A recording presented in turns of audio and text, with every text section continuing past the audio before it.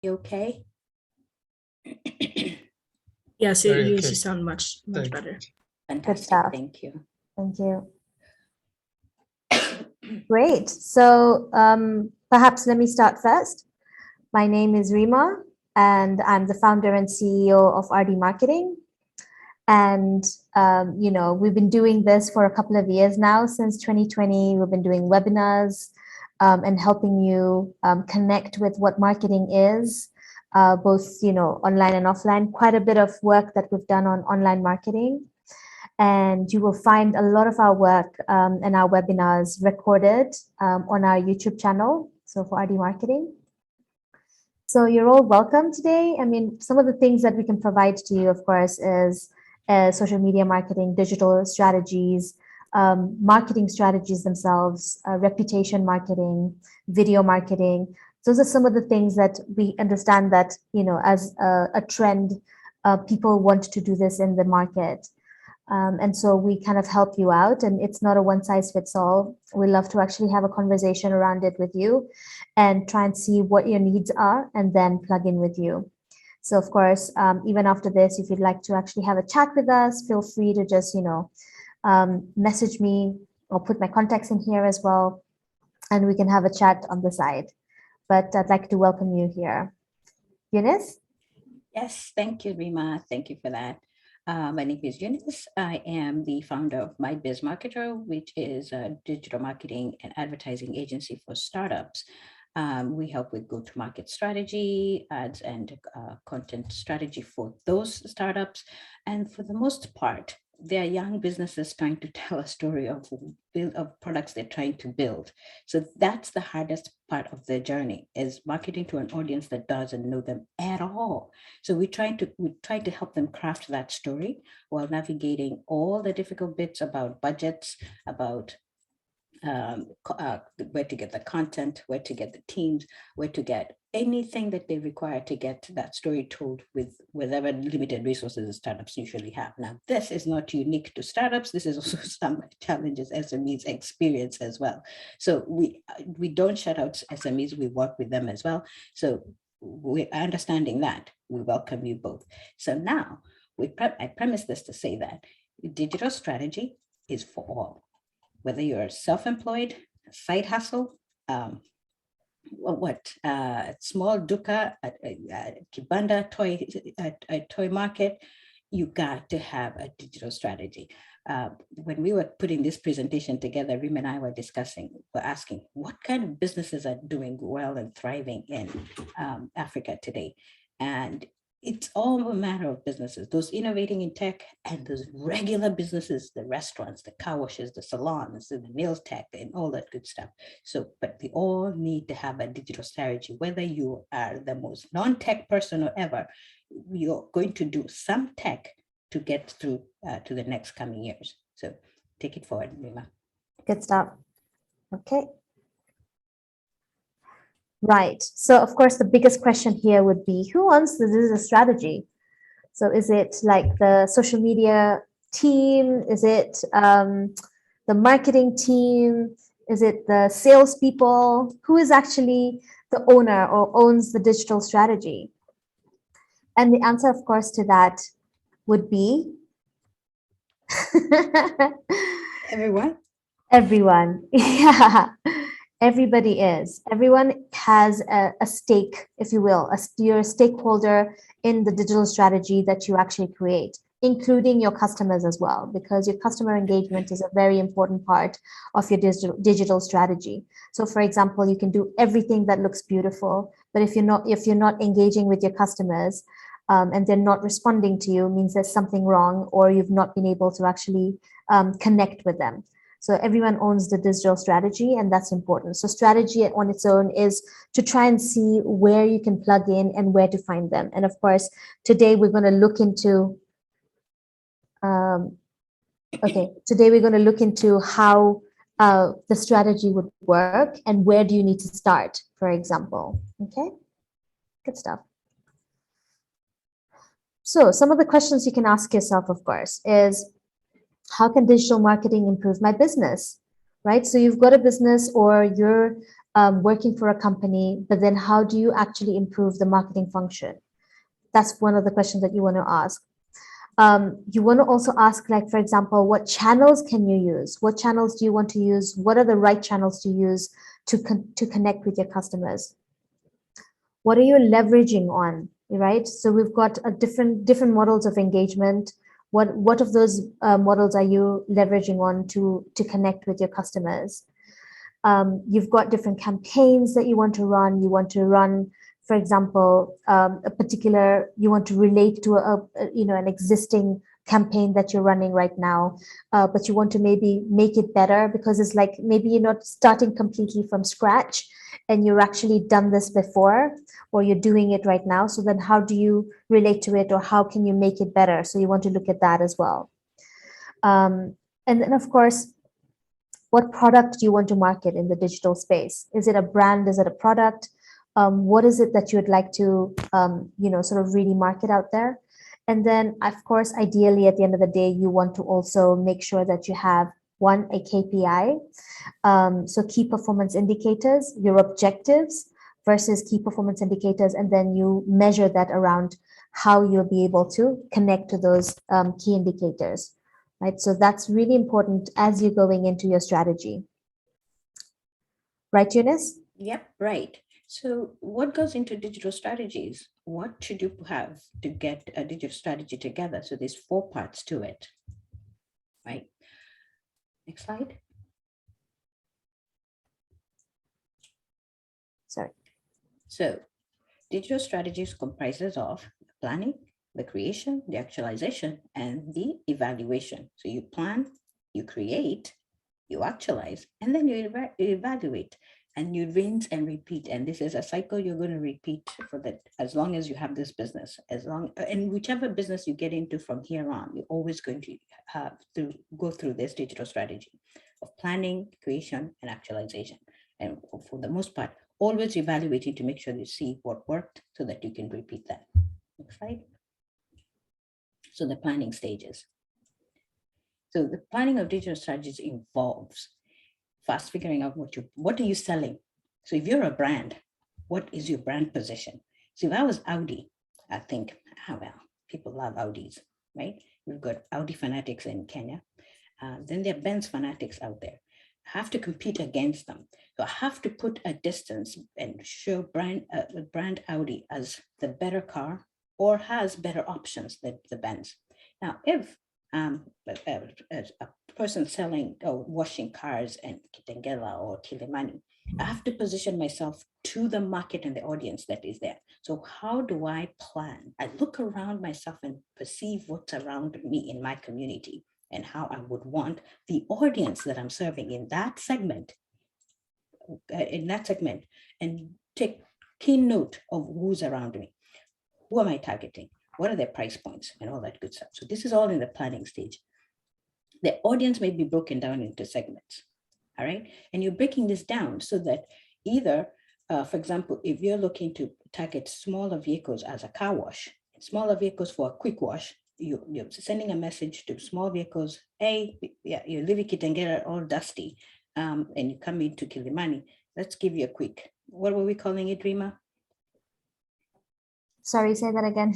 Remember the quick, when you leave some dusty area and you come into town and your car looks like a mess and you need a quick one, a quick spruce, I think. What were we calling it? It was a spruce. Yeah, a spruce. A spruce up. Spruce up. So, you roll into town and your car looks a mess. You look around you, everybody's car looks nice and sparkling. You roll into the first car wash you see and tell them, I've only got 5 minutes. I've got a meeting. Spruce up my car. So they'll spray it down and wipe it down for you in 5 minutes and you're out of there. So a guy could charge you whatever amount to spruce up your car. And guys will be rolling, yes, spruce, come here. And, and now you've got a business right there. So between 6 a.m. and 9 a.m., you're only doing spruce up business. The next, after 9 a.m., you're doing what? Detailing. right? But so now you've segmented your customers, the spruce up people from 6 a.m. to 9 a.m. And then after that, it's the detailing people. And then after 5, it's those people who want to bamba and they're going out to they want to go to the clubs and they want their cars smelling nice, looking nice. And, when they roll up to wherever they are, they're the big people who are going to spend. They're going to spend a little more money and want to look their cars to look good. Mm-hmm. So that's how you segment and the way you market. So this is all planning, right? Next slide, Reema. Bless you. Thank you. Go on. So the aims. You're trying to figure out or build the foundations of this digital strategy, right? So you're thinking of selling directly to the customer and how they're coming to buy from you, figuring out the process, what the whole buying journey is. So how did the spruce up people come, right? They probably saw a big sign.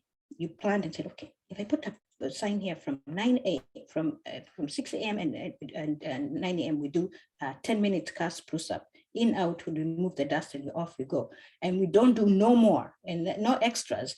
They'll start to get to understand, okay, I'm only popping in and out and they're done. So you've now streamlined it so that cars roll in and out and you're cashing in. You've created a process, but you also communicated your banner says everything so that you've made sure that everybody understands what's happening here. So the person of detailing coming in at 7 a.m. for detailing knows there's no time for him to be standing around. He'll probably have to park his car until 9 o'clock to wait for the detailing process, right? So then you create awareness and educate your customer. Listen, Mr. Utino, you bring your car here at 8 o'clock and this is the spruce up traffic time. If you want it detailed at that time, you have to wait. You leave it with us, you go, and we'll call you when it's done. You create awareness, you're also creating demand, right? Yeah, I mean, the demand creation would just be right there, right? Exactly. The ones that are coming in the morning, they're coming to the direct spruce up. Yeah. Imagine just coming out of a dusty road and you see a sign that says 5 minutes spruce up as you enter into town. Yes.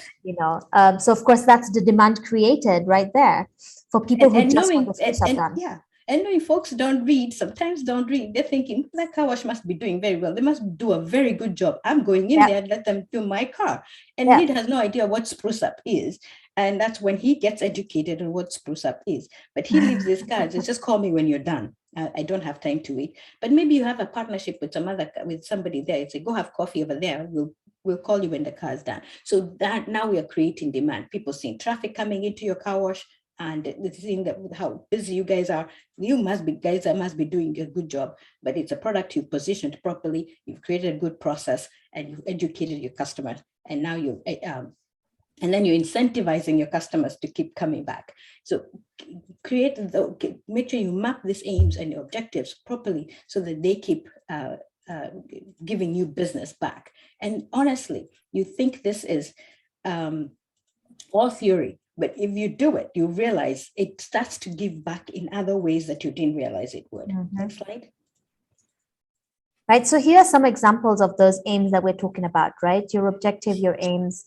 Obviously you can take through all of these. I'm going to highlight a couple of them. One is, of course, increasing the awareness of your core brand product. So if you have an array of different products that you have and you want to really, let people know about your core brand product, whatever that is. So for example, if it's like cupcakes and that's what you want.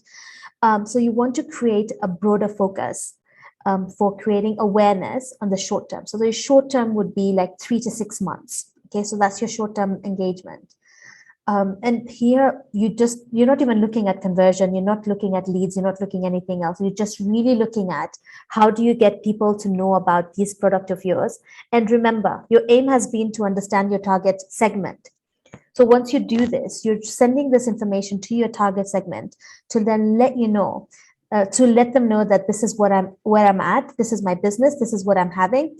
And my core brand, for example, is, and it could be a broader category again as well as just pastries.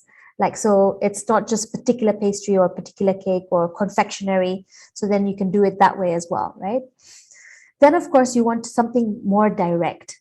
Okay, so direct, you want to get to that potential customer for future campaigns. So for example, you want the conversion, but you want it as a lead, like a lead magnet. Okay, so what here you want to do is, like, for example, they can fill in a form.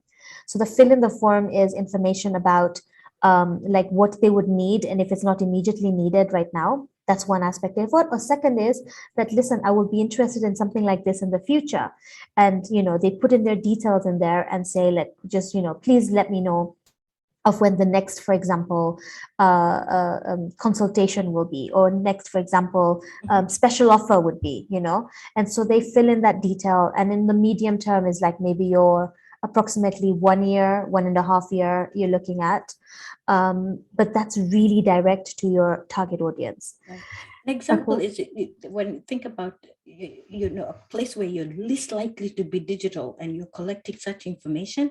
Your car wash, you're knee deep in mud and water, or your salon, you're knee deep in hair products and hair, or you've got a kibanda at toy market and there's no Wi-Fi, there's no internet, you've got bundles.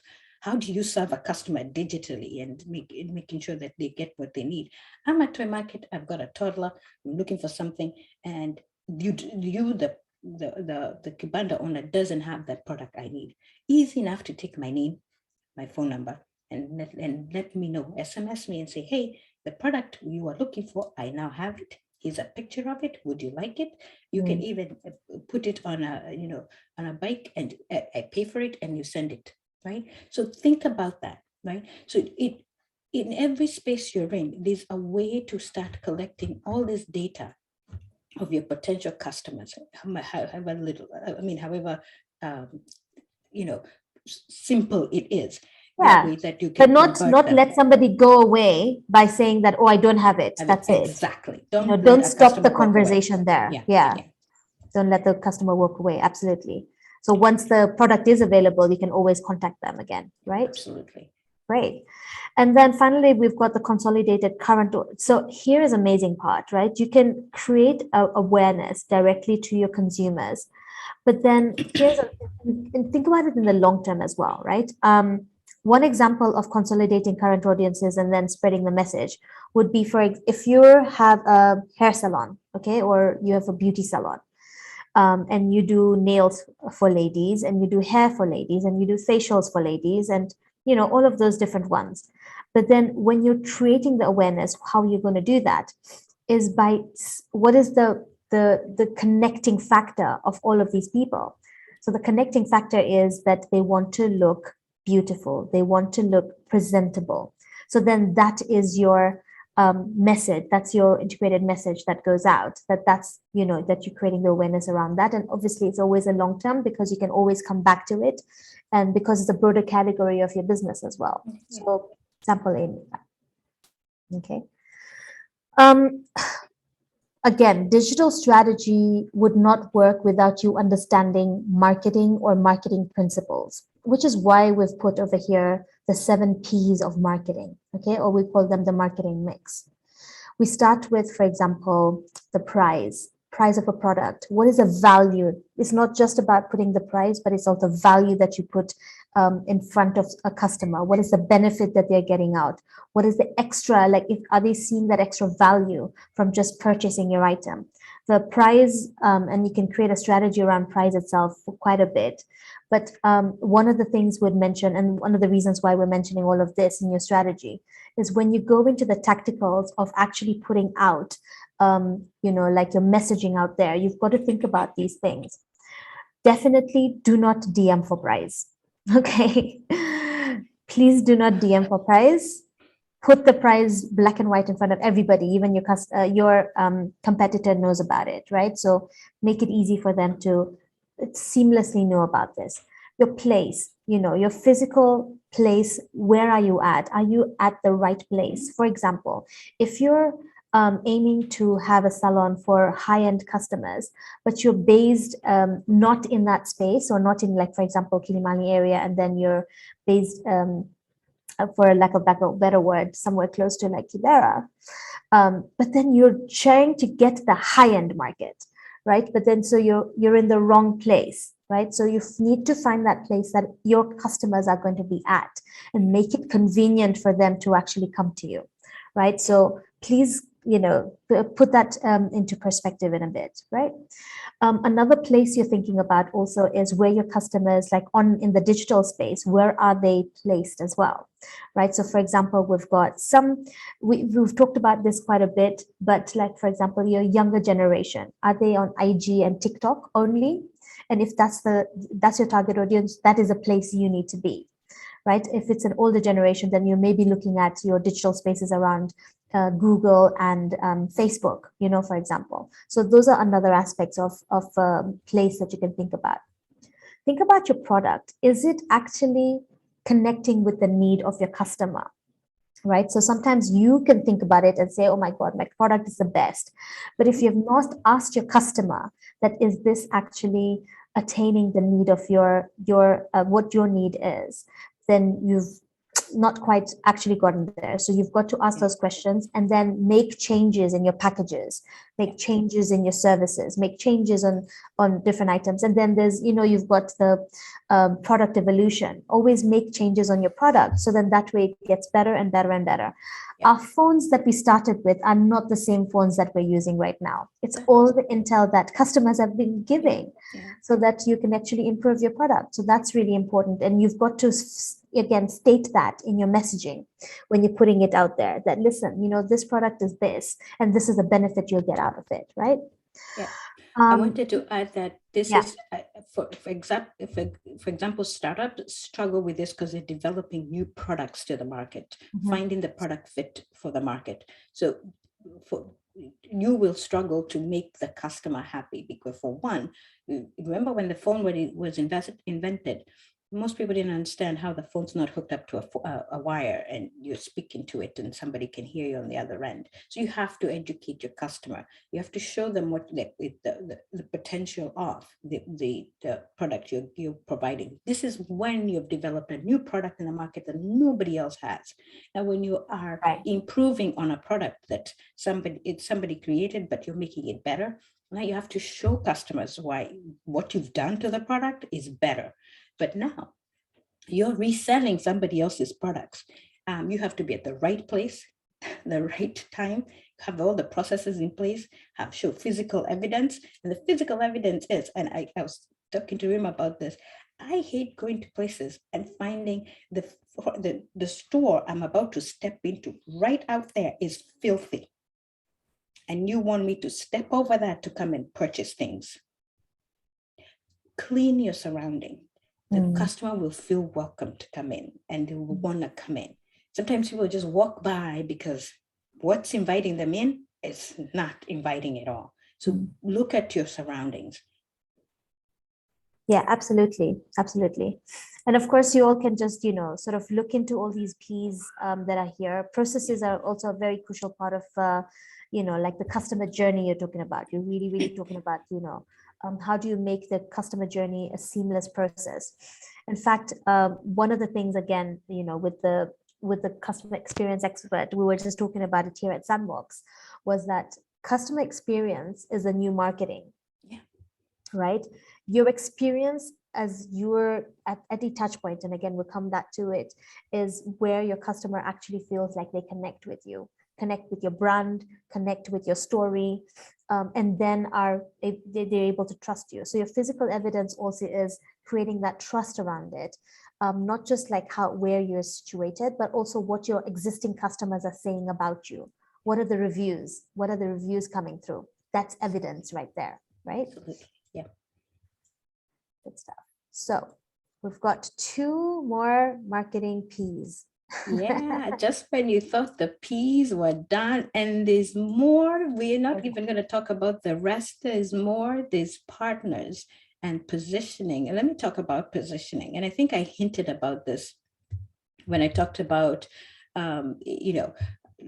where you're at and which customers you're targeting. And positioning means figuring out the attributes of that product that makes your product stand out beyond, far and beyond other products, right? Why does the Mercedes-Benz stand out from other luxury cars, right? Why do folks buy the Benz before they buy anything else, right?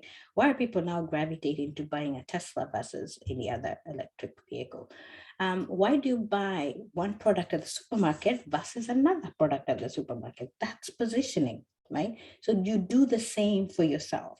So why would a lady go to your salon versus another salon? It's the kind of service and positioning and the offering and the experience that the ladies will experience at your salon. They would rather go, they would not go anywhere else but come to yours, right? So you think about what product and service you're offering and create that differentiator that positions yourself completely. So you could be selling the same skin lotion stuff and the same shampoos, but maybe have a different process in place that you put your customers through that they feel, well, the way she does it there, that's the only way I want to experience it, and they will not go anywhere else. You have a car wash, and folks come to your car wash, the way you detail it, this kind of service, you're giving top-notch 5-star service. You could be not the most expensive, but guys are coming there because of the level of care you give them. Or the products you use are not harsh on their cars. Their cars aren't coming out smelly or moldy or whatever. So you're giving top-notch service. That's positioning. Now, partnerships help you even sell further. Aligning yourself with all your stakeholders, suppliers, vendors, anybody that could help you champion your business even further. So if I'm a salon lady and I sell hair products and I buy these products from partners, if I partner with them, they're likely to give me price breaks. They're likely to give me merchandise to merchandise my store, make it look nice. They're likely to give me exposure and training on how to use their products, and even introduce me to new products that they're working on. And if you're, as you know, if you want to have those partnerships to get access, now they could also be your sales channel, so that they're saying, hey, if you want to use our products, Salon A in Kilimani, Salon A in Nairobi uses our products, and we're happy to help to refer you to them. That's a channel, sales channel open for you. So whatever service you're in, look at who supplies your products, look at who is strategically aligned with you, whether it's technology, services, or even your bank, because your bank could be your partner, and work with them. Because if I'm a CPA and I do books, your bank, you should be talking to your bank so they know all the small business owners, right? Talk to them and say, hey, do you know that I do books for small businesses? And let me teach a class or two. And then you have a partnership. You're working with them and they now help you connect with all the small businesses. Now there is that partnership and alignment. So there's all these opportunities you should look at when trying to partner with folks. Righto. So yeah, so I mean, we're talking about like the audience quite a bit over here. Of course, important to note is like what is your brand story? And someone just told me today that I'm a storyteller. So you're telling your brand story, but then who are you telling that story to? And that's where the audience kind of comes in, right? So what are you looking at in terms of your audience? What are some of the questions that you need to ask, right? First and foremost, what is the value that you're giving to that audience, right? What is it like, again, this is all part of strategy and how you're aligning it. So are you looking at mostly and primarily you're sending somebody to your online shop, or are you telling them as a call to action that please go to your nearest store and have got stores in these places, right? So you have to importantly know about that, when you're engaging with your customers, right? What are their lifestyle habits? Okay, so for example, every evening when I go home, I want to go and buy milk and bread at the nearest shop, right? So then my habit is that I always pass by a certain place, pick it up and go. So that's kind of like a lifestyle habit as well. Of course, look at other different habits of your audiences. So you understand, like, for example, are they seasonal buyers of something? So that when the season comes, and that's when they're actually purchasing something, of course, like flowers for Valentine's, or, you know, for birthdays and for whatever's, right? So then you understand what that habit is.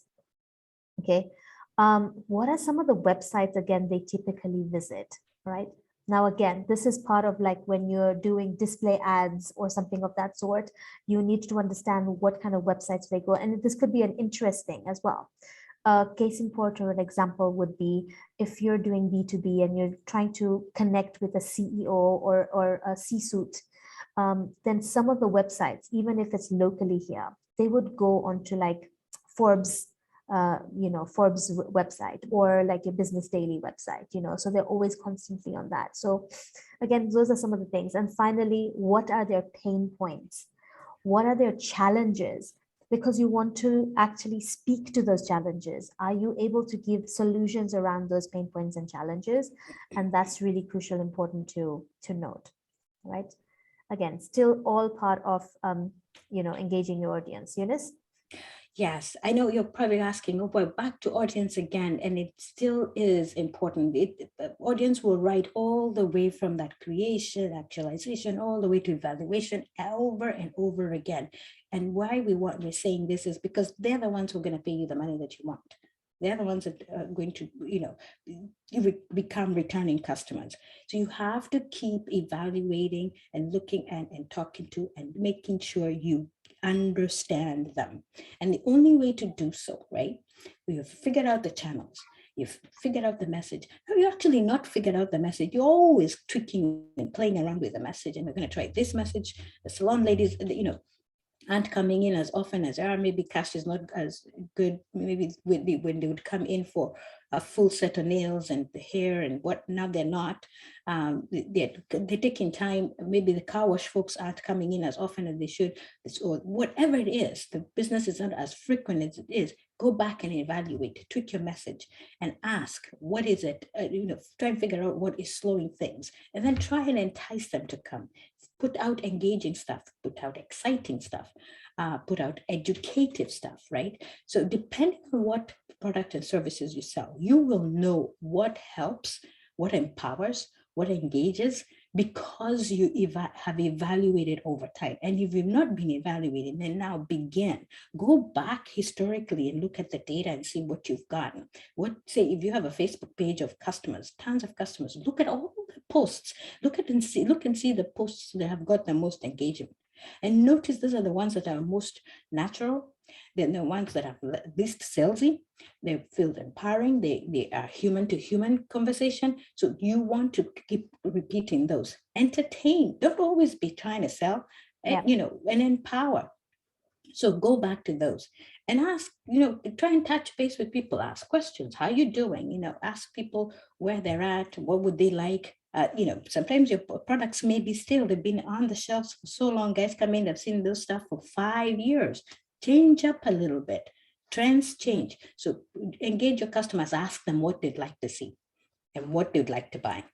Yeah, and then, I mean, of course, one of the things about the engaging posts would be around videos as well, right? So do more videos on your posts. We're finding that as a higher trend for everything as well. But yeah, and you can do a combination of these. We call them the 5 E's: engage, excite, educate, entertain, empower. And you can combine 2 things at the same time as well. But think about your messaging around those particular 5 E's. Okay, so, all right.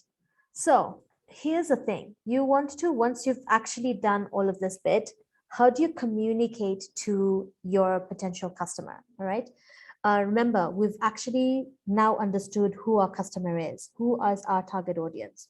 So once you've understood that, then now you say, okay, fine. You know what? My aim is, remember the aim, come back to your aim and say, I want to increase your brand awareness. Okay, then who is your target audience? Generally, like about a student interested maybe in communities. That's the kind of person I want. What is their buying power? Maybe low income, but they really are around about 18 to 24. Generally use social media sites. They have a little bit of income, but they can get there from their parents or their guardians, for example. What are the spaces they're at?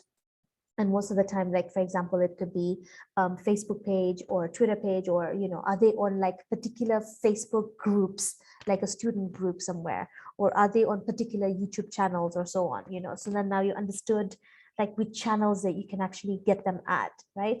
And then what are the trends that they're actually like portraying? So are they risk takers? Are they very opinionated? Or are they just timid and stuff and they're just watching things that are happening? So then once you actually understand that, then you know what is the potential style of communication I can put out there to then connect with that particular audience, right?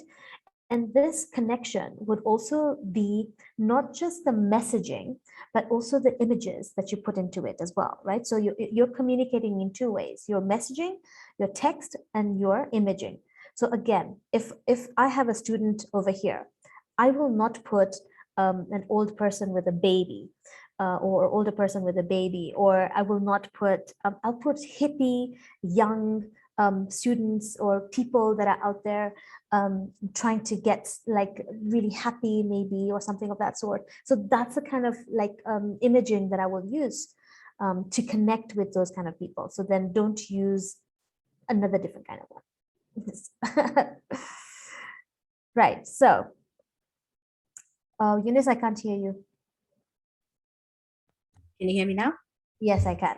Sorry, I was going to say, we can't stress enough the communications.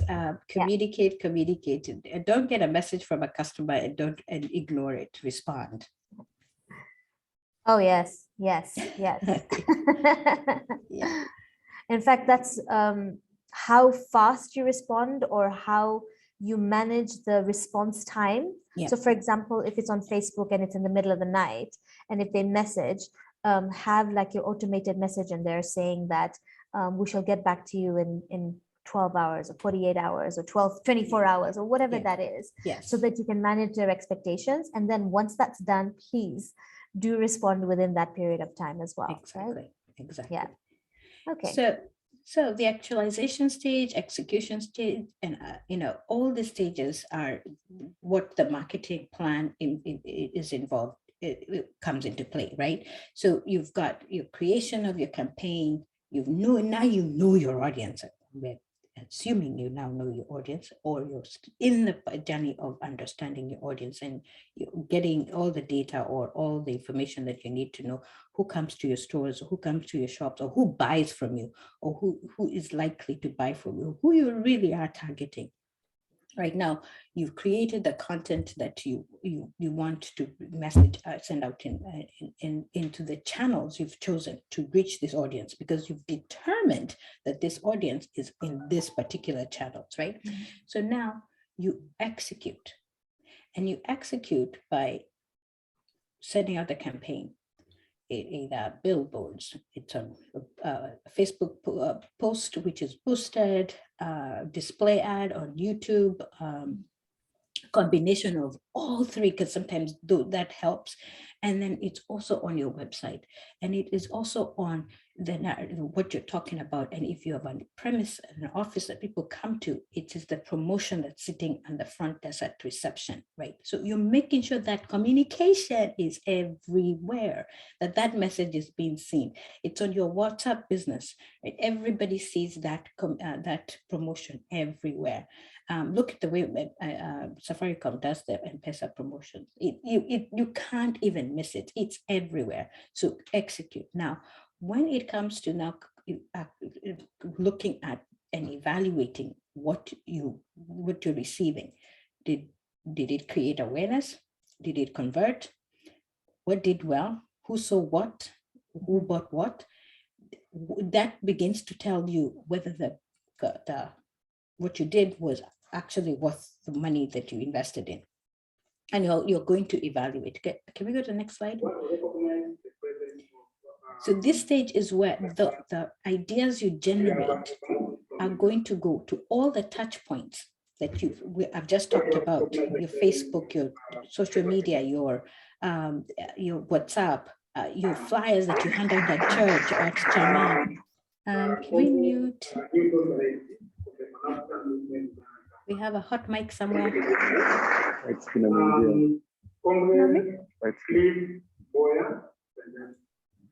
Sorry, could you please mute yourself? Great, thank you. Go on, Eunice. So I was talking about that campaign you've just done. It's going to all the customer touch points. And you're probably saying, what are those customer touch points? And and I've never heard of them and I don't know what they are. And then how do I evaluate? Let's talk about it. Next slide. So before we go there, let me say this about ideas. And I think I want Reema to jump in before I explain what the touch points are. Did we talk about ideas first? Right. So your ideas are everything that you think about after you've put the strategy together, right? So now you know that this is a product that I want to go out. This is the awareness that I want to create. You've created your KPIs. You've done all of this stuff. You want to get to a particular target audience. You've done all of these things. So now it's the how you get there, right? So now this is where you do a brainstorm and you come with all different kinds of ideas, on how to actually match the needs of your audience, or how to actually now what kind of touch points would they be on, so now you understand the customer journey. And once you understand the customer journey, do you know, like, for example, okay, so this is what we need to do. We need to make sure that once someone calls us, this is how we will talk to them. So we talk to them, this. Okay, if they send us a message on Facebook, this is exactly the same thing that I'm saying right now, that if we're not online at the moment, then this is what we will have a response. Our auto response will look like this. And this is where, we will be able to respond. And we make sure that we respond by this time. So all these different ideas, and the ideas actually kind of help in getting that customer into your space, or like even remotely trying to even hear what your product or service is all about, right? And ideas could be around process creation as well, right? Or ideas could be around what imaging to put on now that that ad that's going to go out, what messaging to put on that ad that's going to go out, or your post that's going to go out, or what you're going to put at your store itself. Those are all the different ideas before you now do the execution. So yeah, Eunice? Yeah, but properly nailed it. And every idea that you come up with, please write it down, because you may not use it now, but you could use it later. So every idea is valid. It may not work right now, but it could work later. So touch points. Remember, you want to talk about touch points? I mean, sure.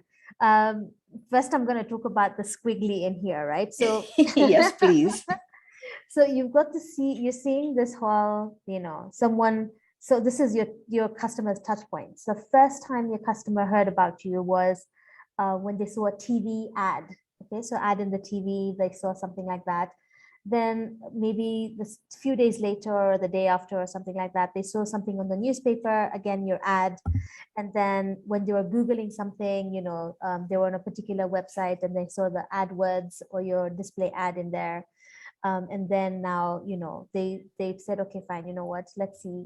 They were going through Twitter. Again, there was a sponsored ad or someone was talking about it.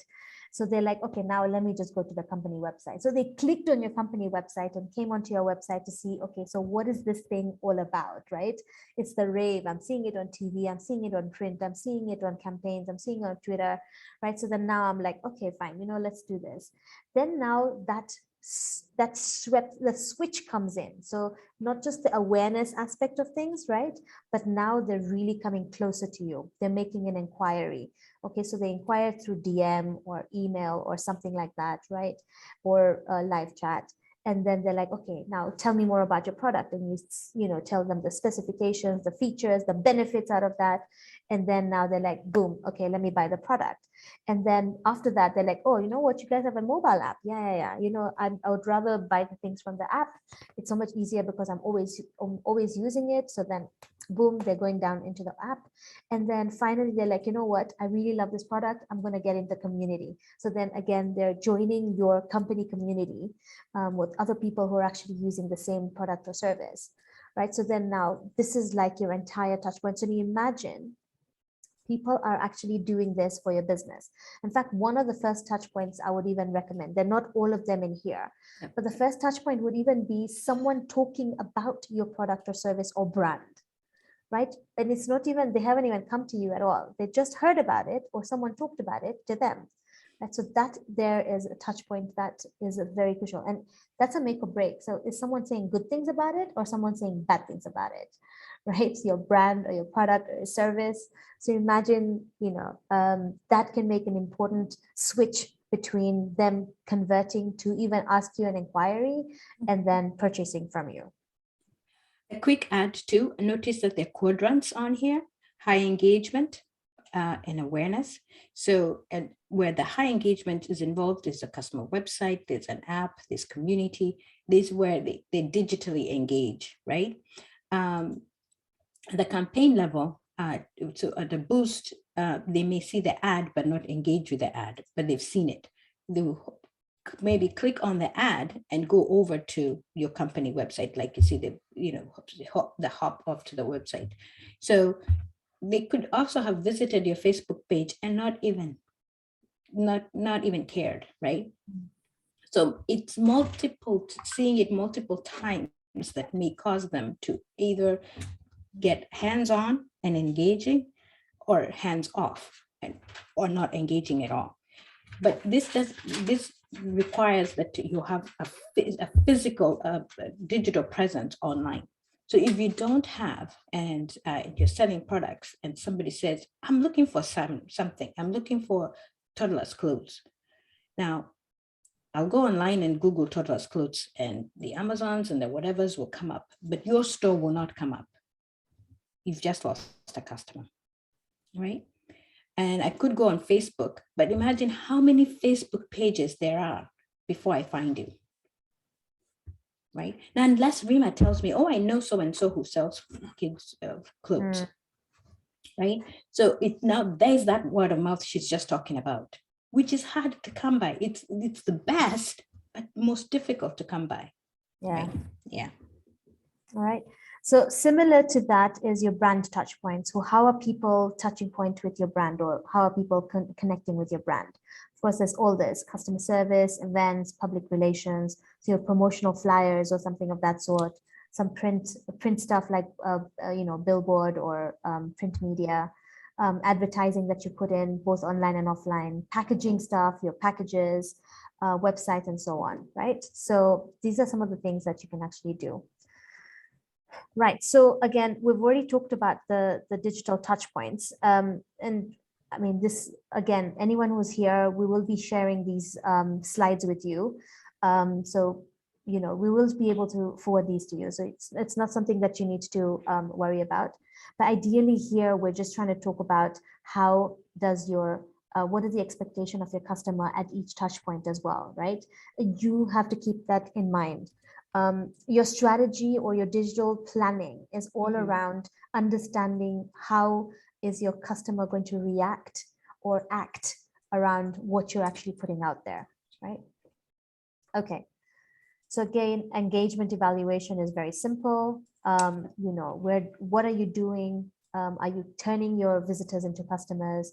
Are you going from just, oh, they're great, to, I can't do it without these guys. I cannot do without these guys, right? Absolutely. And then so your customers become your advocates, right? Yeah. So they love you so much that they're just really spreading the word and they're sowing seeds all over the place. Okay? So that's what your engagement evaluation. So you're evaluating what your engagement with your customer is like. Okay. So here's something about service and relationship management. Eunice, you wanted to take us through this? Yeah. So to finalize all this, all we're trying to say is do the following. Understand everything that you do. It all circles back to the audience, and the audience is your customer. And the customer is the one that you're looking to acquire. And all this work is to get them to buy. So be very cognizant about your channels and be flexible, because the customer buying behavior keeps changing and evolving. Be reachable. Absolutely be reachable. Don't wait too long to respond back to your customers. Be reliable. And all the preferred channels you choose to be at, be there. We're not saying be in all of them. We're saying be present in the ones you choose to be in. Be convenient. Remember that experience. Customers, people complain about Kenyan customers being very rowdy and you can't cater to them. We taught them that. When we don't respond to them, we taught them that. We've got to teach them different. We've got to teach them we're doing by business our different. actions.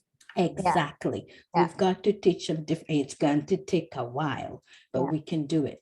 So making purchasing convenient, make it as easy as possible. This DM for price, forget about it. It's out with COVID. Come on, it's out. Just get it. Way before COVID, my dear. You know how we need to get rid of COVID? That's the same way we need to get rid of DM for price. Forget it. Your competitors already know the price. So I don't know who you're hiding it from. All right. So make it easy for people to buy. If somebody's ready to buy, let them buy. All right. Keep it simple. Keep it very simple, because some people aren't as sophisticated. Mama wants to buy something and she just got M-Pesa, let her buy. Right? Personalize and make it personal. Hello, how are you doing? Politeness doesn't hurt anybody. And this is on a one-on-one basis, online as well. People are rude online. Be nice. Recognize customers individually. Utilize your data to meet those customers' needs as often as and frequently as possible. Right? Do better. And your customers don't judge. I think the judgment is there, that someone walks in and someone walks in and then because they're in a specific way or they look a specific way, that you're like, no, these ones are not going to buy that. Right? Stop with the judging. Yeah, the judging is not there. Simple people are just there. Judge your store with your inventory. Yeah. Yeah. So stop with the judging, right? So go ahead, Reema. All right. So pretty much here is like a snapshot of, some of the things that we're talking about to you. Okay. Try and automate as much as possible in terms of your responses. Again, same thing we said, if you have an auto response page, for example, on your Facebook page or your website, please put it there, especially if you're not live online at that particular time. Okay. Look at, for example, are the interactions going well, right? Is anybody, is there something wrong, like when you're trying to engage with somebody and they're not engaging back? So maybe tweak it around, and keep testing. I think the idea here is just keep testing things. Absolutely. Be transparent. Of course, we've talked about, like, put the price there. Everyone knows that already. Know the voice of your customer, and by knowing the voice of your customer really literally means ask them for feedback and reviews. Like, so that is all we do about in reputation marketing. And please, if you want to know more about that, please let me know, and I'll organize a specific webinar to speak about the voice of the customer and getting customer feedback in the best way possible without negative reviews going online, because you want customer to give you the feedback without negative stuff going online, right? But you understand, and then that way you improve your product, your service, and your customer delivery as well, right? So from that, just from like knowing about that. Privacy is important. Make sure that you have got nice, secure transactional space within your, like, for example, website. So if someone is paying online, then make sure that that's crystal clear. That's the bottom line. You can't have any phishing happening there at all. Okay. And I think personalization, and I think we've already talked about it, but personalization is a crucial part of also connecting with your customer. It's not generic. It's not just everybody. Even if it's a mass market product, think about it in that particular way. Okay. So the future is literally here. You want to make sure that you connect with your customer. Your customer is the one who's going to give you all the answers. The answers are not really all just out there. And know your audience. Really know them very well. Okay. So that's the end of our webinar, like we said, but we are here for a few more minutes just to answer your questions. But before we also do that, while you're asking our questions, please feel free to put it on the chat. I'm going to tell you that we have 2 things coming up. One, we've got, let's see if I can find it. Digital strategy. Yeah. We've got the next webinar, which is this one here, and talking about SEO work. So what do you want to learn about search engine optimization or keyword SEO or search engine optimization for your website? for your social media pages, so on. So we're going to have a bit of a broader category. It's on the 17th of March.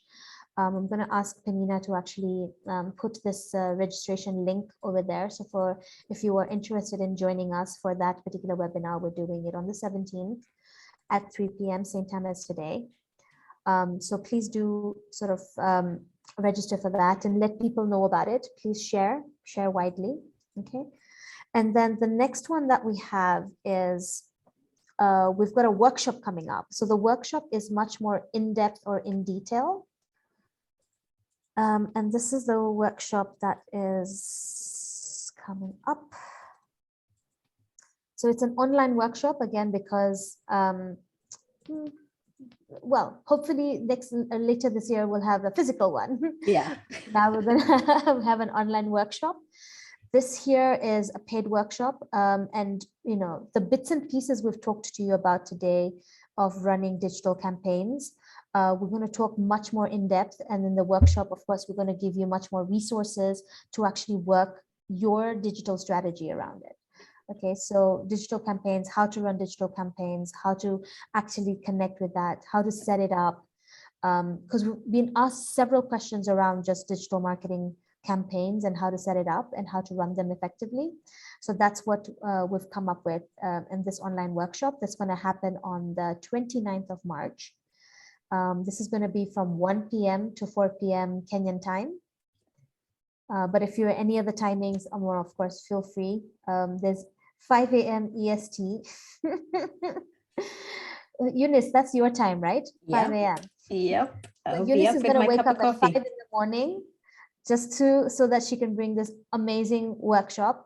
The cost is 3,000 shillings, not dollars. It's 3,000 Kenyan shillings. So please do kind of register for that as well if you'd like to know how to actually work your campaigns around. Okay. Awesome. We look forward to seeing you there. Yeah. So let's see. Yes, there's going to be a recording, and we will share the slides as well as the recording link on your email. So if you've provided your email, then we'll be able to share it there.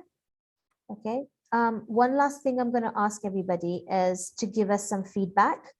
I mean, we practice what we preach, pretty much. Okay, so these are some QR codes. One's for My Biz Marketer, one's for Ardy Marketing. Again, a great partnership, as you can see. We've been doing this for since 2019. 2019, yeah. Mm-hmm. So My Biz Marketer, MBM Africa, and Ardy Marketing have been doing this together, and similar businesses, but you can see we strengthen each other. So great partnerships. So your competitor doesn't necessarily mean that they're your enemy.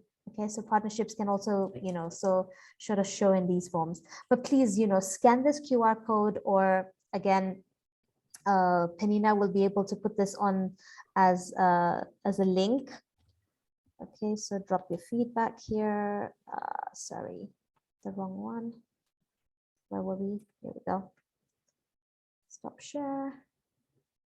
But kindly give us feedback. Would love to hear from you. Would love to hear if anything that you want us to improve as well. We're happy to do that. We're always constantly listening to you, which is why we're bringing the workshop around creating your campaigns. So please give us feedback around that as well. But yes, let's see if there's any questions on the chat. Let's see. Thank you so much for all your comments. Really, we're very happy to hear from you. Great learnings. Thank you so much. Please share the feedback link on the chat here. Have you seen it, George? I've just shared the link on the chat. Okay. Lillian, Joe, Kanyingi. Oh, Kanyingi, welcome. I hadn't seen you there. So, Philo, I'm hoping that even as a social media strategist, that you've actually gotten some good info from today. Daniel Chariot, thank you very much. Appreciate it. Andruvat, yeah, thank you. But we'd love to hear some questions. Any questions, you can unmute yourself and you can ask. or of course, email addresses. Okay, we've got some emails here as well. Reema@rdmarketing.com. You can reach me on that one. Eunice, you want to put your email address in here? I don't know if the screen is showing so far with the QR codes, because it just keeps, yeah. Oh, it's showing. Perfect. Yeah, so those are our email addresses. You can always reach out to us. I'm happy, like I said, to talk about this reputation marketing and collecting feedback from customers and protecting the reputation. Protecting reputation is very, very crucial and important. Okay. Good stuff. Thank you all so much for coming. Really appreciate it. We appreciate your time. We appreciate your participation. Always, always. Thank you.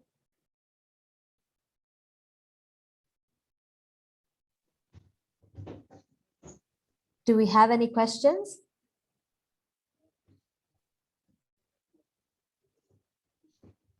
If you're feeling shy, you can always contact us directly and we shall answer your questions. Fantastic. We'd love it. We'd love to hear from you. Good stuff, guys. Good stuff.